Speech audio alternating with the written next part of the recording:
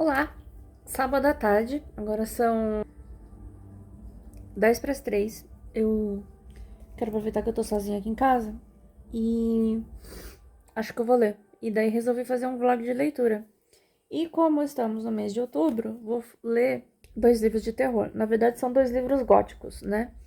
O primeiro é uma novela, tá no plástico ainda, A Outra Volta do Parafuso.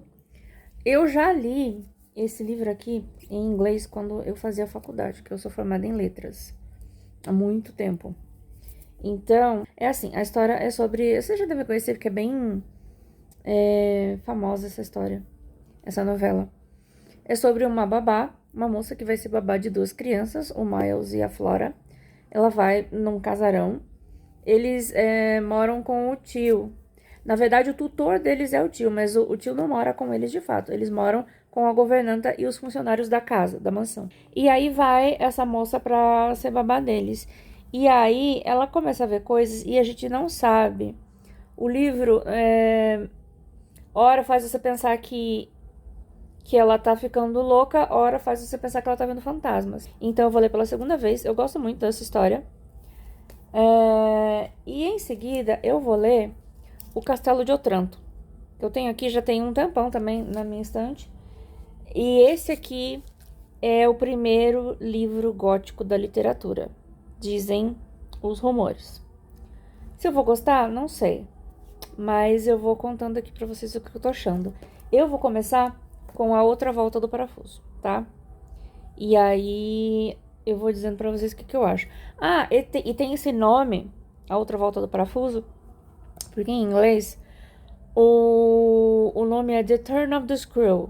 Screw também é parafuso, né? Então é a volta do parafuso. Seria em inglês. E por que isso? Essa expressão The Turn of the Screw em inglês é mais ou menos o ponto de virada de alguma coisa. Então por isso que tem esse nome.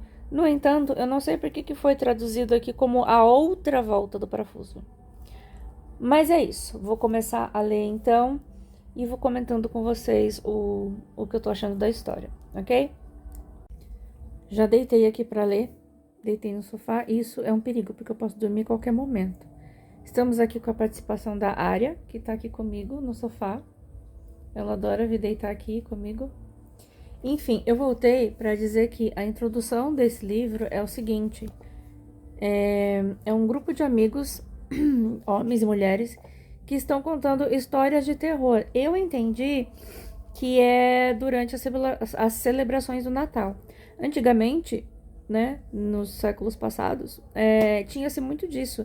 Quando chegava o Natal, durante as festividades para as quais as pessoas se reuniam, era comum em algum momento daquela reunião, seja da ceia, do jantar, fosse o que fosse, e eles começavam a contar histórias de terror, porque geralmente era frio e tal, né?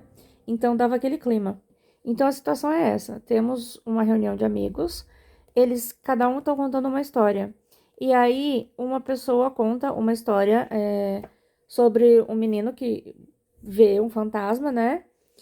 E aí, quando essa pessoa termina a história dela, vem um personagem chamado Douglas e fala: se uma história de fantasma com uma criança já dá outra volta no parafuso, quer dizer, já dá um outro tom, um outro tchan na história, o que você vai me dizer se a história for com duas crianças?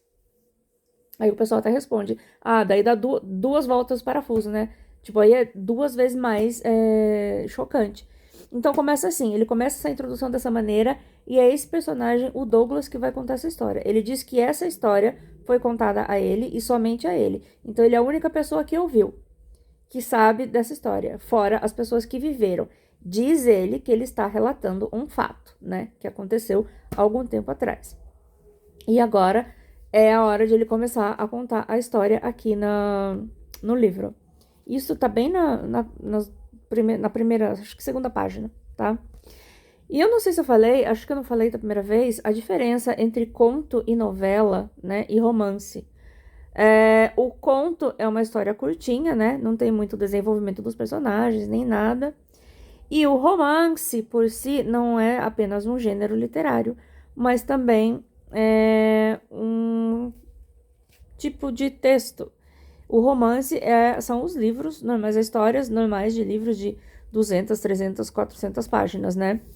E pode ser um romance de terror, um romance de, sei lá, de ficção, um romance de suspense, enfim, vocês entenderam. E a novela é o intermediário. Então a novela é um pouco maior que o conto, mas é menor que o romance. Por isso é chamada de novela. E pode ver que ela é bem. O livro é bem fininho. Então é isso. Eu queria explicar essa parte. E agora eu vou voltar a ler. Vou começar a ler de fato o relato do Douglas. E aqui segue a área no meu colo. Até já. Voltei para falar mais um pouquinho. Aqui no livro, na introdução, quando o Douglas começa a contar a história, ele primeiro faz uma introdução contando que essa história havia sido relatada a ele pela própria governanta que viveu o fato em si alguns anos atrás, cerca de 20 anos atrás, mais ou menos. E ela relatou tudo para ele por escrito. Então, ele tinha o manuscrito e ele vai ler para esse grupo de pessoas aqui.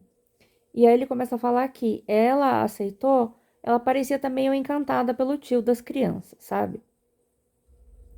E aí o rapaz que tinha dado essas crianças, vamos dizer assim, né? Porque elas eram filhos do irmão dele, que morreu numa viagem na Índia com a esposa, os dois morreram. E aí coube a ele cuidar dos filhos do casal. Então, esse rapaz, o tio, né, conversou com essa moça a quem ele já conhecia, ofereceu o trabalho, o dinheiro era bem atrativo. E aí ela ficou pensando e pediu 2 dias para responder, porque ele disse que a tutora anterior das crianças havia morrido. E aí ela perguntou, mas morrido como? Porque era uma jovem, né? Ela falou assim, mas morrido como? E ele contou. Só que a gente fica sabendo como ela morreu? Não, a gente vai saber depois. E aí ele fala assim, só que se você aceitar, você vai receber o dinheiro do meu advogado. A gente não vai se ver mais e você tem que me prometer que você nunca vai me escrever a respeito do que tá acontecendo lá. Eu não quero saber, eu não vou resolver nada. Você vai ter que resolver tudo sozinha. Não venha atrás de mim pra absolutamente nada. E ela falou, não, tudo bem, né? Eu faço isso. Porque na cabeça dela era tipo, ia cuidar de 2 crianças, tinha junto lá a administradora da casa, tinha o jardineiro. Acho que eram cerca de 5, 7 funcionários que haviam na casa. Então, tipo, ela teria ajuda se ela precisasse, né? Não teria por que ela incomodá-lo. Ela falou, não, tudo bem, eu aceito, né? Sem problema. E aí ela vai. E aí, então, o Douglas vai começar a contar a história a partir da ida dela. E daqui a pouco eu volto para contar para vocês mais alguma coisa. Eu tô na página 19 e a governanta, ela ainda não tem nome. Não sei se em algum momento aparece o nome dela. Eu acredito que sim, mas não me lembro. Mas ela já conta aqui, na página 19, ela conta que quando ela chegou na mansão, é a mansão Bly, inclusive baseada nessa novela do Henry James, tem a 2ª temporada da série A Maldição da Residência Hill. Acho que é isso mesmo. E a 2ª temporada é a Mansão Bly. E ela é baseada nessa novela aqui do Henry James. E a história é a mesma, a moça que vai cuidar de 2 crianças numa casa estranha. Aí, então ela conta aqui que quando ela chega na Mansão Bly, ela é recebida pela administradora da casa, que até então vinha cuidando da Flora, desde que a tutora anterior, a governanta anterior, morreu. O Miles, ele fica numa escola, tipo no internato, e ele vem para as férias. E aí a administradora estava cuidando só da Flora.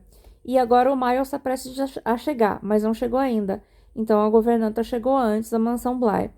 E ela conhece a Flora, se encanta por ela, fala que é uma menininha maravilhosa, tímida, mas encantadora e tal. E ela começa a se aproximar da Flora. E aí existe a primeira menção a uma coisa estranha que acontece. E ela diz o seguinte, que quando chegava a noite, ela começava a prestar atenção nos ruídos, porque ela estava atenta a tudo. Ela procurou conhecer os outros cômodos da casa, que era muito, muito grande, prestava atenção a todos os ruídos da casa para ela se familiarizar com a rotina do lugar, né? E daí ela menciona que sempre à noite havia uns ruídos diferentes. E daí ela coloca aqui a possível recorrência de um ou dois ruídos menos naturais e não externos, porém internos, que eu julgava ter ouvido. Uma vez imaginei reconhecer, tênue e distante, o grito de uma criança. Em outra ocasião, dei por mim assustando-me ao ouvir passar pela minha porta passos leves. E aí, em seguida, ela fala, mas também podia ser coisa da minha cabeça, né? Fantasiosa, porque eu ainda estava numa casa nova, diferente, e eu estava deslumbrada com tudo. Então, ela pensou isso na hora. Mas depois ela relata que agora, olhando para trás, enquanto ela escrevia para o Douglas, talvez não fosse esse o caso. Não sei se de fato foi a primeira menção a alguma coisa estranha, então vou continuar a partir daqui. Mais tarde eu volto.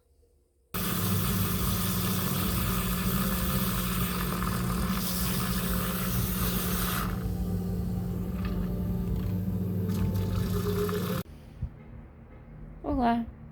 E depois daquele cappuccino eu nunca mais apareci. Nem li. Não, mentira, eu li um pouquinho. Mas coisas aconteceram. Eu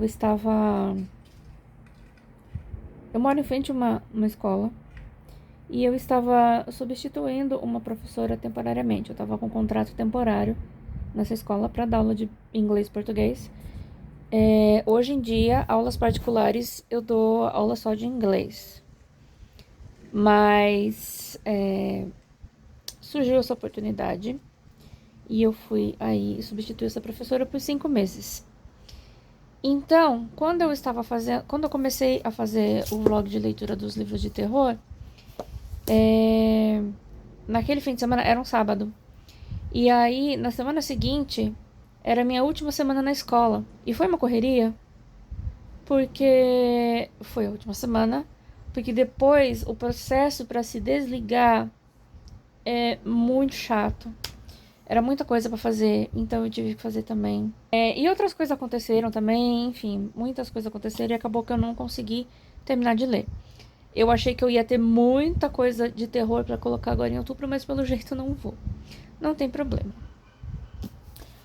O que tá me dificultando ler esse aqui é que essa edição da Penguin, a letra é pequenininha e aí me irrita um pouco. Mas eu vou ler, porque eu gosto muito dessa história e eu quero ler de novo. Nem mexi no Castelo de Otranto ainda. Porém, eu baixei no Kindle um livro que eu vi algumas pessoas falando há algum tempo. Na verdade, eu vi uma pessoa só falando a respeito um tempo atrás e eu me interessei muito. O Exorcismo da Minha Melhor Amiga, da Grady Hendrix. Eu estou amando. Eu achei que ia ser uma história engraçada. Eu sabia que era terror, mas eu achei que ia ser uma história engraçada. Só que... Diga um oi pra área. Só que... não é. É de terror mesmo. E eu tô amando. É sobre um grupo de amigas. Elas são 4 amigas. E uma noite... Elas estão passando a noite na casa de uma delas, que é a mais rica, né, do grupo. E tem uma doca nos fundos da casa dessa amiga mais rica, a Margaret. E aí, então, elas, estão passando a noite lá na casa dela e elas resolvem que vão nadar à noite. Só que, na verdade, elas só falam isso por graça, mas não vão, a não ser uma que leva a sério, sai correndo e pula na água. Só que algo aconteceu com ela. Ela passou a noite inteira desaparecida e só foram encontrá-la no amanhecer já. Elas acharam que ela tinha morrido, enfim, mas não morreu. E aí encontraram ela, voltaram para casa, só que a partir desse momento, dessa noite que ela ficou desaparecida, ninguém sabe o que aconteceu com ela enquanto ela estava desaparecida, ela voltou muito estranha. Eu tô no momento em que ela diz, o dia seguinte, ela diz que sente mãos tocando nela, tipo, tocando na nuca, na barriga, o tempo todo ela sente que alguém tá tocando nela. E ela tá muito incomodada com isso. E ela acha que tá ficando louca. E aí ninguém sabe muito o que fazer, porque, enfim. E tô nessa parte. Daí a gente vai ver o que vai acontecer depois. Porém, agora que eu estou livre, eu quero ver se antes de eu continuar o exercício da minha melhor amiga, eu termino a outra volta do parafuso e termino também o Castelo de Otranto. Esse aqui é rapidinho. É super rápido de ler, eu acredito. Então eu vou ver se eu consigo terminar esse vlog e fechar. Se bobear, eu até coloco comentários sobre o exercício da minha melhor amiga. Ou se ficar muito grande, eu não coloco e fica só nesses dois mesmo. Não sei ainda. Mas agora que eu vou continuar a ler, agora são 1h47 da tarde. Então, eu tô livre agora. Eu quero ver se eu consigo ler isso aqui e terminar esse vlog, ok? Eu tô num ponto importante aqui da história em que a moça que foi contratada como governanta, um dia ela tava passeando pela propriedade e ela viu um homem dentro da mansão Bly, dentro da casa, olhando para ela pela janela fixamente. E ela ficou desesperada com isso, mas ela chegou na casa, tentou jogar um verde, assim, né, pra outra funcionária que trabalhava lá. Não falou nada e ela achou que podia então ter sido coisa da cabeça dela, ou que tivesse sido um intruso que entrou por lá sem ninguém perceber e foi embora sem ninguém saber também, então ela achou melhor não comentar para também não assustar ninguém. Só que, algumas semanas depois, quando ela estava se arrumando para ir à missa, a hora que ela estava saindo, ela deu de cara com esse homem de novo, do lado de fora da porta, olhando pelo vidro, dentro da casa. E ela percebeu que ele parecia procurar por alguém ou por alguma coisa. E aí, ela ficou muito assustada, porque daí ela falou assim, bom, não é coisa da minha cabeça.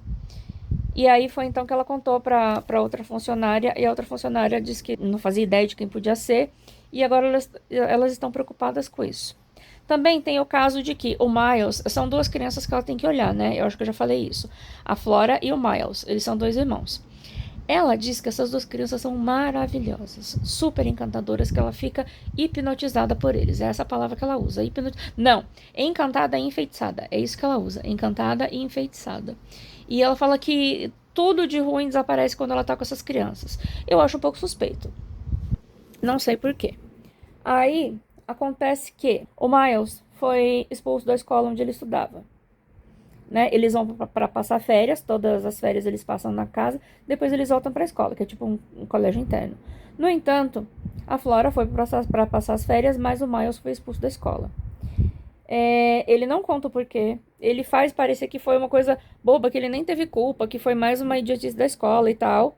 Ela não vai atrás de saber, porque ela fala, lógico que é isso. Ele é uma criança encantadora, né? Como que ele ia fazer alguma coisa de ruim? E fica tudo por isso mesmo. Mas eu tô desconfiada dessas crianças. Daqui a pouco eu volto a falar com vocês. Eu tô na página 71 agora. São 159. E a nova tutora, né, das crianças, ela acabou de constatar que o homem que ela viu por 2 vezes na casa é uma pessoa que já morreu. Isso não é spoiler, tá escrito aqui atrás, na contracapa do livro. Então, ela ficou desesperada, porque como ela estaria vendo fantasmas, né? Já ficou muito consternada com isso. Em seguida, passa-se um tempo, ela percebe que tem um momento em que ela tá sentada na frente de um lago. Existe um lago na mansão Bly. E ela tá sentada ali em frente costurando, enquanto a Flora tá brincando. E ela percebe, então, uma figura do outro lado do lago, que a encara. E ela viu que era uma mulher, né? A aparição de uma mulher. Então, é a outra aparição aqui. É a tutora anterior, ela percebe que é a pessoa que foi tutora anteriormente a ela na casa e que também já havia morrido. Por algum motivo, morreu na casa dela, não na mansão Bly. E aí, ela percebe uma coisa ainda mais assustadora na opinião dela, que a Flora também vê essa aparição da tutora anterior. E é para ela uma coisa habitual. Só que ela não fala nada, ela finge que não vê. E aí também, quando essa aparição está presente em algum lugar, a Flora tenta distrair a governanta atual. Chamar para brincadeira, falar alguma coisa, para não deixar que a tutora perceba que a aparição está ali. E aí ela quer saber por que que ela faz isso, o que as conecta, ela e o fantasma da aparição da tutora anterior, a Flora e a aparição da tutora anterior. E ela começa a conversar com a senhora Grosse, que é a mulher que toma conta da casa, e perguntar por histórias e tal, e a senhora Grosse acaba contando para ela que o Miles passava muito tempo sozinho com o Quint, que é a aparição masculina que a governanta vê. Enquanto que a Flora passava muito tempo com a Jessel, que é a aparição agora uma aparição, né, da antiga tutora. E a governanta diz que o Miles aprendia muitas coisas ruins com o Quint. Não é que ele aprendia, mas que o Quint era uma pessoa muito ruim e que eles ficavam muito tempo sozinhos.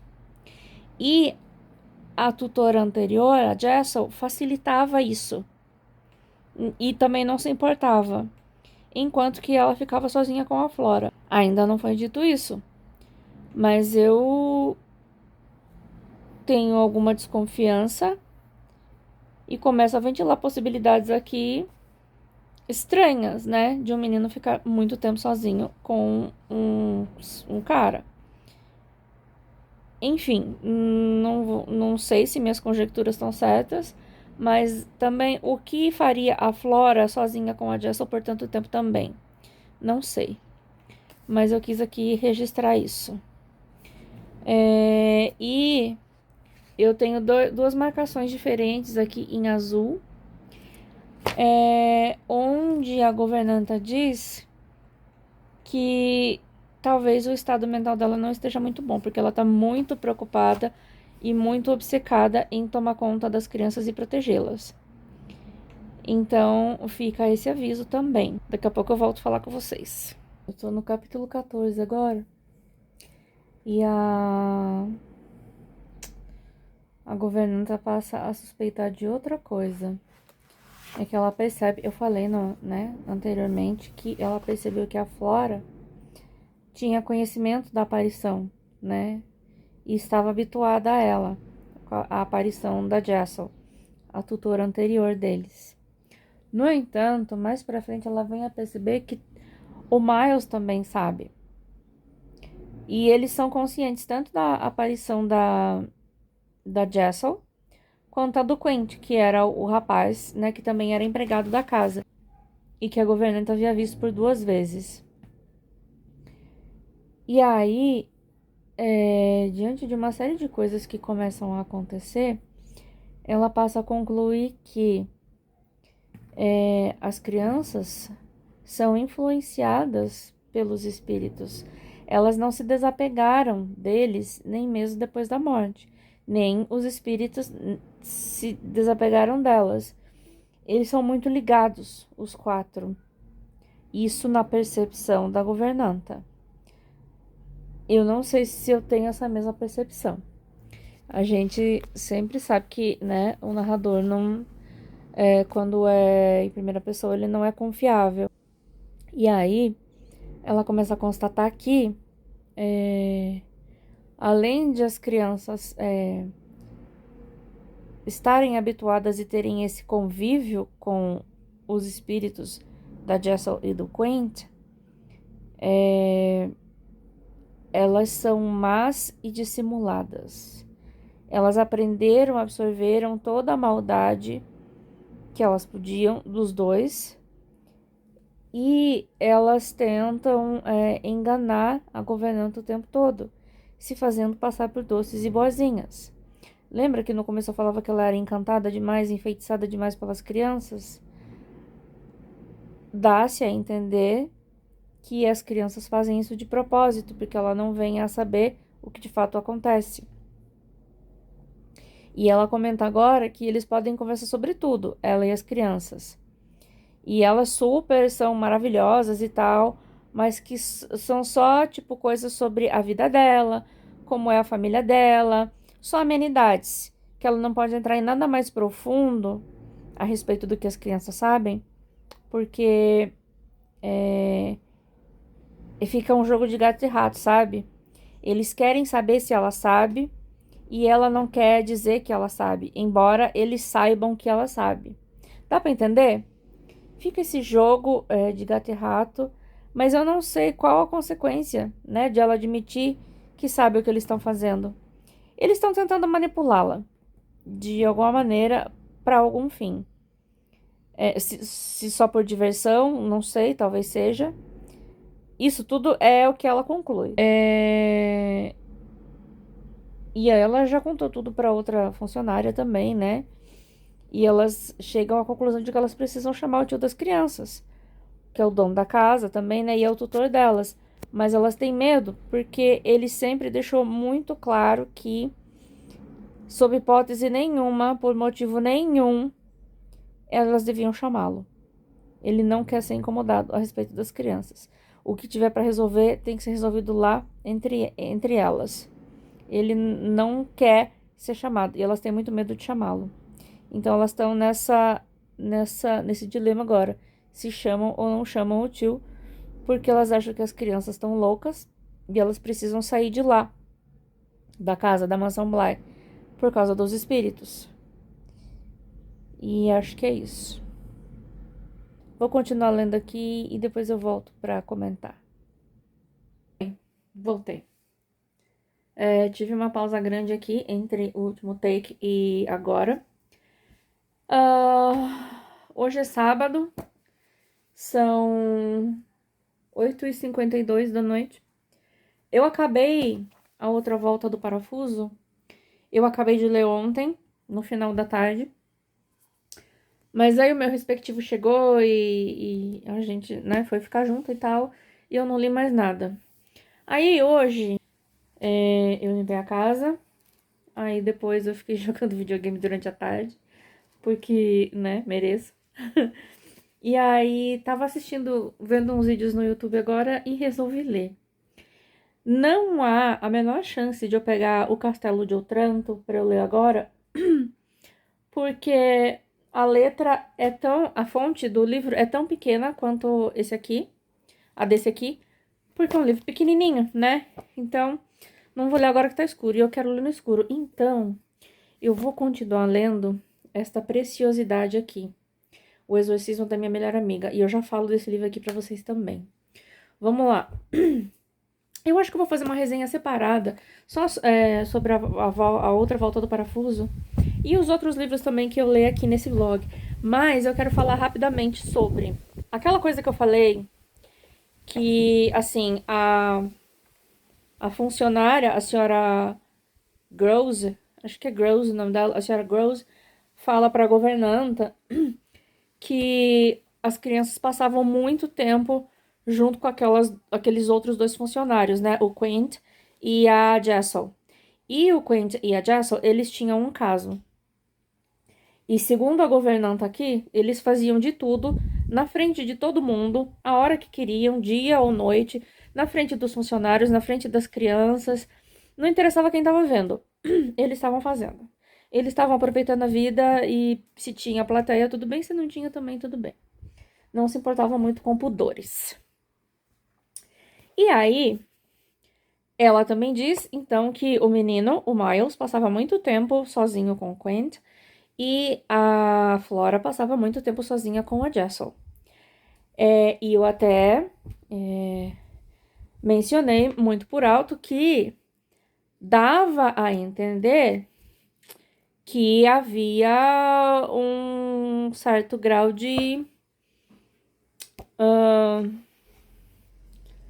coisas proibidas e não muito puritanos, né? Dá a entender que rolava alguma coisa daquilo que começa com pedo e termina com filia, né?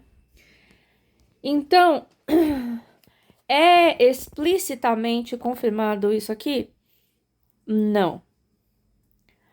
Mas também não é negado. Então você fica naquela coisa, será que aconteceu ou não? Considerando que isso aqui é da época vitoriana, não tinha como falar sobre isso, né, abertamente. Não tinha a menor possibilidade de se falar disso num livro. Então, né, enfim, fica aí a gosto do freguês, como se diz, né, geralmente. Se você gosta de pensar que teve, talvez. Se gosta de pensar que não teve, talvez também. E isso não é spoiler, porque assim, né, eu não tô dizendo que teve nem que não teve. Tô dizendo que o assunto é jogado na roda aí e ninguém confirma nem desconfirma. Dei 4 estrelas. Como a gente sabe, então, o apanhado geral é o seguinte. A protagonista não tem nome. A que vai trabalhar na mansão Bly como governanta barra tutora das crianças. Ela não tem nome, ela é só chamada de governanta.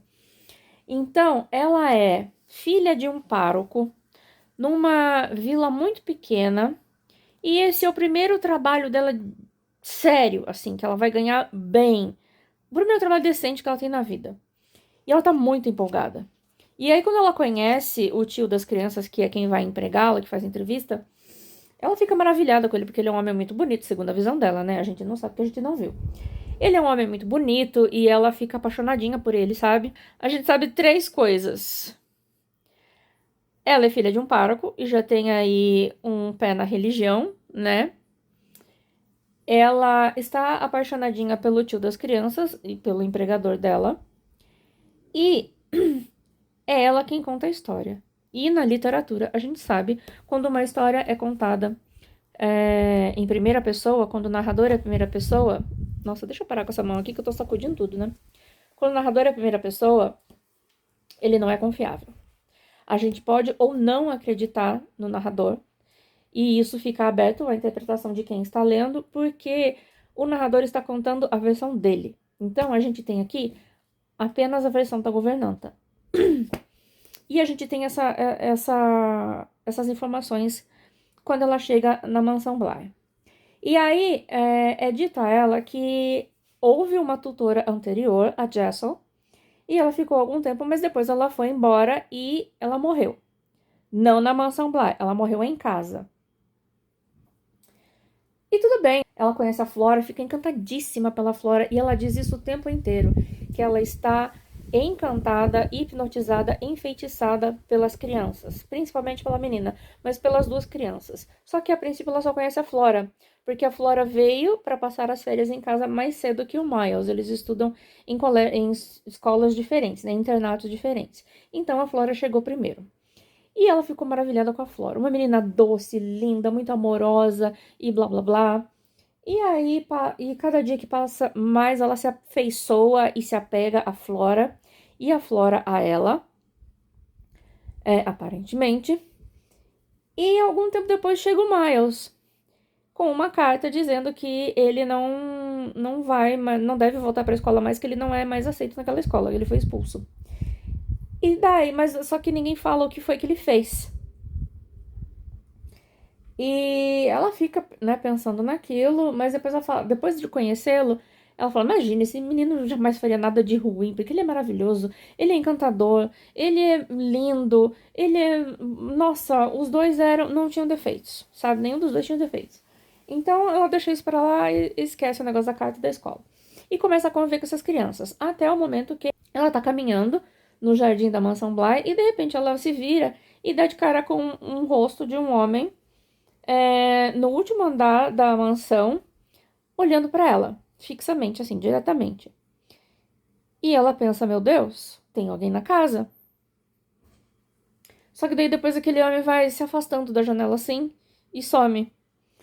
E ela volta desesperada para saber o que tá acontecendo e ela chega e fala com a senhora Gross, a outra funcionária, né?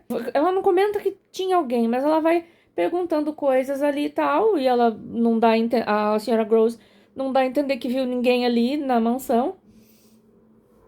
Então ela não quer assustar ninguém e também não fala nada, guarda para ela. Até que passam-se alguns dias e ela tá se arrumando para ir à missa com a senhora Gross no final de tarde.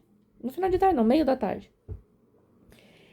E aí, de repente, quando ela desce as escadas, que ela vai pra porta da saída, ela dá de cara com aquele homem de novo. Só que do lado de fora, olhando pra dentro. E ele parecia procurar alguém ou alguma coisa. E aí ela fica desesperada, ela sai pra enfrentar o cara. Ela vai louca, né? Porque o que você tá fazendo aqui? Rondando minha casa, minhas crianças. No momento em que ela sai, não tem mais ninguém. E nisso chega a funcionária e vê ela, né, branca, assustada. E daí ela conta o que aconteceu, conta da primeira vez também, o que aconteceu e tal. E a funcionária fala assim: você pode descrevê-lo, por favor, pra eu saber quem é e tal? E segundo a descrição que a governanta dá pra senhora Gross, a senhora Gross fala: mas esse é o Quint. E ela fala: mas quem é esse Quint? Ela: ele era funcionário do nosso patrão. E ele ficou um pouco doente e o patrão mandou ele pra cá pra passar um tempo aqui pra ver se o ar daqui ajudava que ele melhorasse a saúde. Então ele passou um tempo aqui, que foi quando ele conheceu a Jessel e os dois se envolveram. Aí ela falou assim: certo, e onde ele tá agora? Ele foi demitido? Ela falou assim: não, ele morreu. E daí ela conta como o Quint morreu e tal. Não foi nada demais também, não foi nada assim, nenhuma morte misteriosa, foi um acidente. E aí ela falou assim: mas como assim morreu, né? Se eu o vi em duas situações diferentes. Enfim, ela fica ali: como que eu tô vendo fantasma e não sei o que, fica desesperada e tal. E certa de que ela tem que proteger as crianças de todo mal e ela fica obcecada em proteger as crianças. Passam-se alguns dias, ela tá no jardim com a Flora e tem um lago na propriedade. E do outro lado do lago ela vê a figura de uma mulher. E na mesma hora ela sabe que é o fantasma da Jessel. E a Jessel ela sabia que já tinha morrido. Ela vê o fantasma da Jessel. Ou ela diz ver o fantasma da Jessel, né? E tudo bem. E ela vai ficando cada vez mais. Assim, eu vou parar de dar detalhes da história aqui.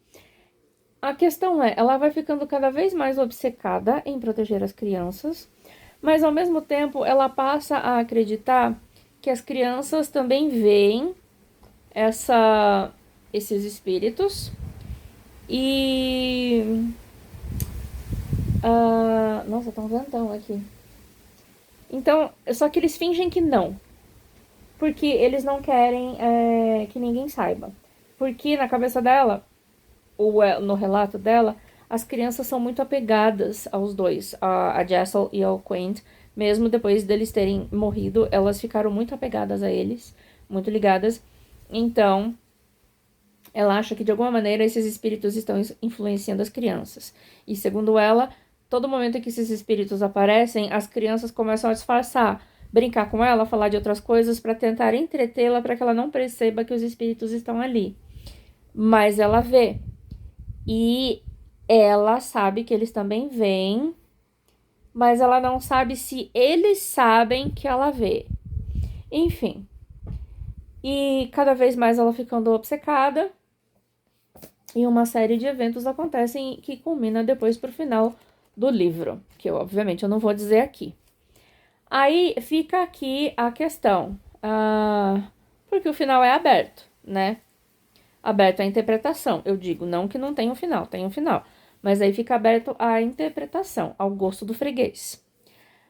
Ou ela, tão obcecada em proteger as crianças, ficou muito louca e acabou fazendo, enfim, coisas que ela não deveria e acreditando em coisas que ela não deveria. E não tinha nada de sobrenatural nisso, foi tudo coisa da cabeça dela. Ou então, era tudo verdade.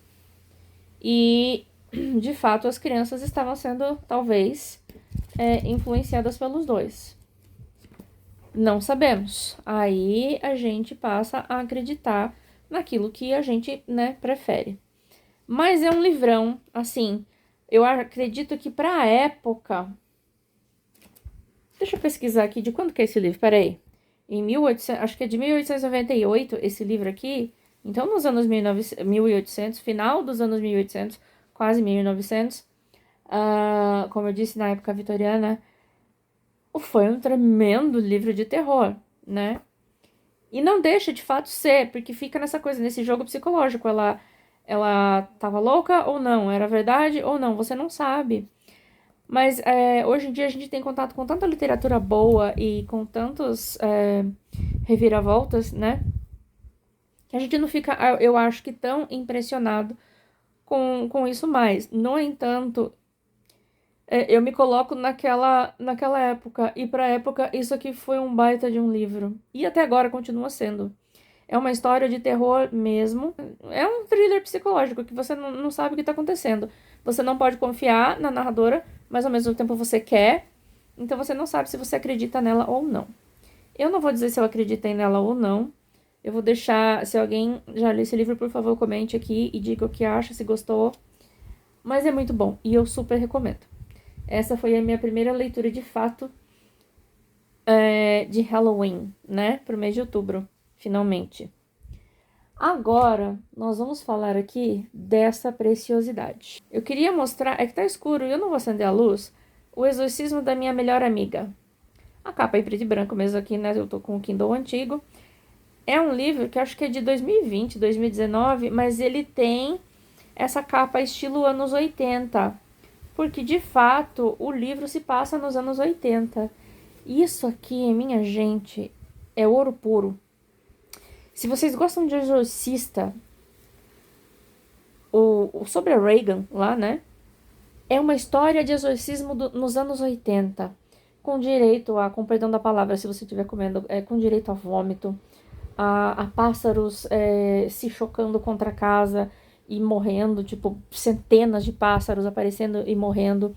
A menina se comportando de um jeito estranho, que começa a andar sem pentear o cabelo, sempre com a mesma roupa, começa a feder porque para de tomar banho, se comportar de uma maneira estranha. Enfim, é muito, muito, muito bom. O livro começa com a Abby contando a história, que ela ia pra escola e tal, e ela não tinha muitas amigas e ninguém gostava muito dela, mas às vezes a aceitavam. E ela vai dar uma festa de aniversário num boliche da cidade dela. Só que daí tem uma colega na sala que é assim, a menina é rica e tal, a Margaret, se eu não tô enganada.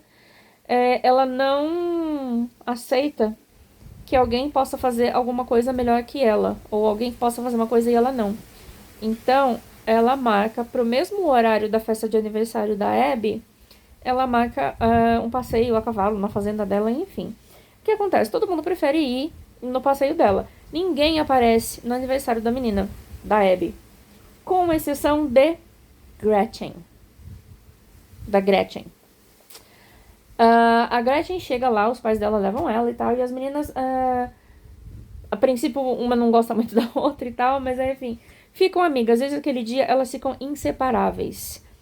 Passam, isso elas eram crianças, deviam estar, acho que no terceiro, quarto ano. Enfim. E aí, tipo, os anos passam e elas continuam amigas. Elas estão prestes a entrar no ensino médio. Eu não lembro se elas estão no nono ano ou no primeiro. Eu acho que elas estão. Não, minto. No sétimo ano. Elas estão no sétimo ano. Super amigas, melhores amigas. Elas sabem tudo uma da outra. E aí, nessa época, a Margaret, que é aquela menina que deu aquela festa infame no dia do aniversário da Abby, agora já é amiga delas também. E tem uma outra menina chamada Glee. Então são 4 melhores amigas. E aí, elas estão passando um tempo lá na casa da Margaret. Elas estão sozinhas, porque os pais da Margaret saíram. E elas resolvem que vão usar dorgas, né? Pra experimentar. A Margaret já usava há um tempo.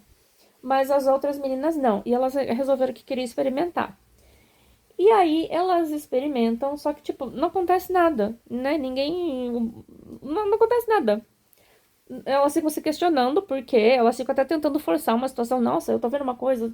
Mas não tá fazendo efeito. Por algum motivo não faz efeito. E aí, de repente, elas resolvem que querem nadar. Nos fundos da casa da Margaret, porque ela é uma pessoa rica, tem uma doca que dá pro mar, obviamente. Só que aí, à noite, obviamente, a maré recua, né? E a água fica mais rasa. E elas falam, não, vamos nadar, então vamos todo mundo nadar. E elas saem correndo, tirando a camiseta. Só que a primeira a chegar à frente é a Gretchen. E ela pula, né, do deck e desaparece. Né, elas até pensam que vão escutar o barulho dela se chocando contra o chão e se quebrando e tal. E elas já estão pensando no pior e ficam desesperadas. Não, a menina morreu e tal. Mas acontece que elas não acham a menina em lugar nenhum. A Gretchen desapareceu. E elas passam a noite inteira procurando por ela. e não a encontram, a não ser quando o dia amanhece e já tá ali, tipo, 5 horas da manhã mais ou menos, elas encontram a Gretchen, que saía de tipo, um antigo abrigo militar que há na propriedade da Margaret por algum motivo, né? Mas que tem uma floresta e esse abrigo militar fica nesse lugar. E ela sai de lá muito estranha, muito, muito, muito estranha. Mas elas acharam que é porque, tipo, primeiro ela usou coisa, né? Depois ela levou uma pancada quando ela caiu. De alguma maneira isso deve ter mexido com ela. E ela passou a noite inteira sozinha no escuro e sem roupa, porque ela tirou a roupa para pular na água. Então ela tava meio que chocada, tava em choque, traumatizada, né? Perdida, enfim. Então elas dão esse desconto. Só que aí a Gretchen começa a se comportar de maneira estranha. E antes disso, ela era uma menina super querida, sabe? Super brincalhona e brincava demais com a Abby, que era a melhor amiga dela. E adorava sair com as meninas e tal. Era aquela a típica adolescente. Muito querida e tal. E depois desse evento, dessa série de eventos, acontece que ela fica estranha desse jeito. E com o passar do tempo, ela começa a piorar e piorar e piorar. E ninguém sabe dizer o que está acontecendo com ela.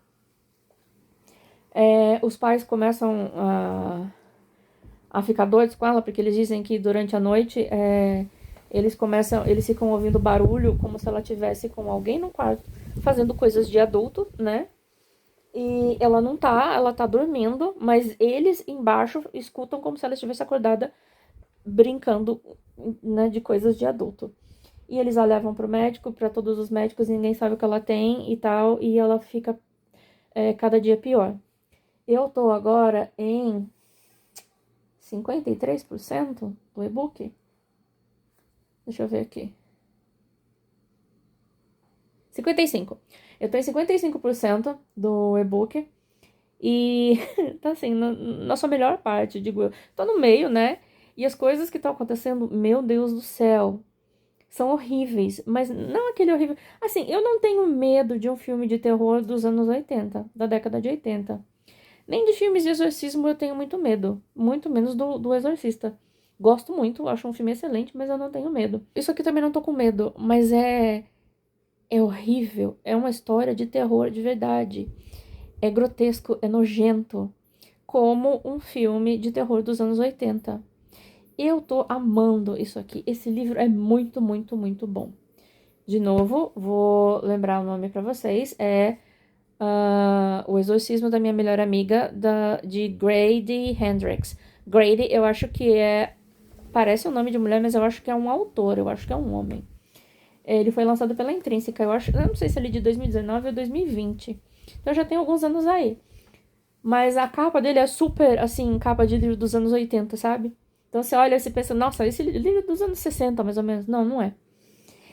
É muito, muito, muito bom. E eu super recomendo. Então, eu vou continuar lendo ele agora, eu acho. Agora são 9h16. Eu tô sozinha em casa, que o meu benzinho foi... Ele canta, né? E ele toca, tem uma banda. E ele foi fazer um evento agora à noite. E eu tô esperando ele chegar pra gente poder assistir Invocação do Mal, parte 4, né? Que a gente vai assistir quando ele voltar. A gente não viu ainda. E como é outubro, a gente tá no clima, né? Então a gente vai fazer coisas de terror. Então, enquanto ele não volta, eu vou continuar assistindo, ó. Vou continuar lendo. E se der, eu volto aqui pra comentar com vocês o que eu estou achando ainda hoje, ok? Até daqui a pouco. E aí, gente? Depois daquele take de sábado à noite, que eu estava lendo, terminando acho que o Exorcista da Minha Melhor Amiga, né? Depois, como eu falei, a gente foi aqui em casa assistir filme. A gente assistiu Invocação do Mal, né? Os Últimos Ritos, é o quarto filme, acho que é o último, né? Também, pelo que a gente sabe. E também nós assistimos Eu Sei o que Vocês Fizeram no Verão Passado, o novo. E não gostamos de nenhum. Assim, o primeiro filme, Invocação do Mal 4, foi ok, mas assim, pra gente foi um dos mais fracos, assim, da franquia. Ele tem a ver com um outro filme, na verdade esse caso foi feito um filme sobre esse caso, é um caso real, de fato, que aconteceu, e tem um filme a respeito disso que se chama A Casa das Almas Perdidas. O filme é muito antigo, acredito que dos anos 80 ou 90, acho que dos anos 90, e é muito bom, muito, muito bom, e conta tudo que aconteceu e conta tudo o que aconteceu com a família, acho que é a família Smurl, se eu não tô enganada, sobre o que aconteceu com eles na casa e tudo mais. É um filme bom pra caramba, pra caramba. Anotem aí, A Casa das Almas Perdidas. No Invocação do Mal, Os Últimos Ritos, a gente tem essa mesma história da família Smurl, só que bem diferente do que acontece na Casa das Almas Perdidas. E aí, na Casa das Almas Perdidas, a gente tem de fato o que aconteceu e como se deu, né? O que aconteceu no final das coisas. No Invocação do Mal, a gente tem uma coisa mais fantasiosa, né? Então, não tem a ver com o que aconteceu de verdade com aquela família. O filme é baseado na história dessa família, mas não diz o que aconteceu de fato. E como a gente já tinha visto A Casa das Almas Perdidas há muito tempo, nossa, deixou muito a desejar. 1000 vezes A Casa das Almas Perdidas. Então, assistam que vocês vão gostar.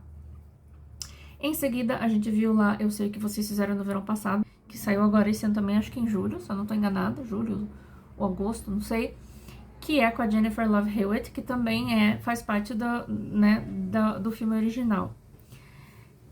Dá a entender que é uma continuação, mas assim, meu Deus, que ruim, que atuações ruins. Péssimo, péssimo, péssimo, péssimo. Muito ruim. Deviam ter deixado a trilogia quieta, sabe? Sem mexer.